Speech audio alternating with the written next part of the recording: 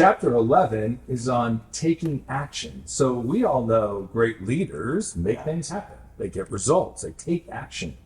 But let's talk a little bit, Mark, about this idea. You know, there's mountains of literature on disciples and how to make disciples. So how do you distinguish what's the best way to make disciples, and what are some examples of how we do that well? Well, I would say the best way to make disciples is the same way as fishing. The best thing to do in fishing is to catch fish. So whatever bait is working, there's not one right way to do it. But if I look across the board at what people are doing to make disciples, most disciple-making ministries are about sitting and reading a book together and then talking about it. That's not action. You want to make disciples, you have to give people assignments. That's what Jesus did.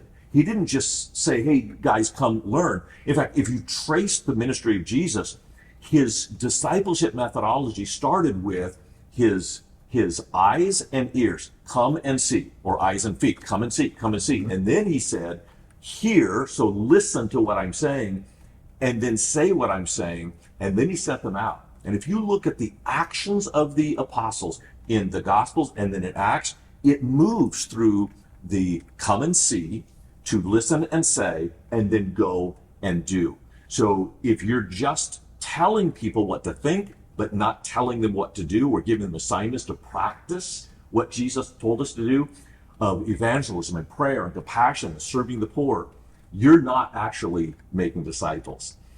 Now, I want to turn it on the business side, though, because I look at what business people do, and man, there's so many. There's HR and PR, and there's manufacturing. How do you determine what actions are most appropriate in the business? Well, I think it's great. And I love your example, Mark, of what Jesus did. What a perfect example of taking action. In the business world, I think since we know that great leaders have a bias for action, what we got to be careful of as business leaders is taking the appropriate action and making sure that we're not just doing random acts, but actually very intentional acts. And so there's a great quote by John Maxwell that says, don't just do something, stand there. And his point is to say, we often say, well, I don't like the pause. I just got to do something. And then we do something, regret it, or we're redoing it, and we're wishing we hadn't. So this idea of pausing to make sure we're taking appropriate actions as a leader, making sure that we take the time, that we're not doing what I would call motion, where you're on a treadmill and you're expending a lot of energy, but you're actually not making forward progress. So how do we take movement versus motion? And we make sure the actions that we're taking are actually going to take us forward towards the goal line.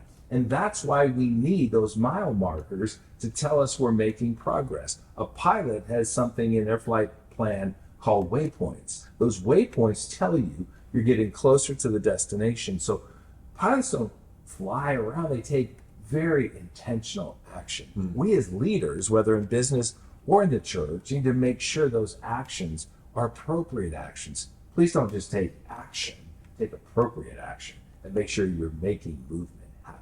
You know, it's interesting, as you're talking, I'm thinking about the two of us. I have a bias towards thinking. You have a bias towards action.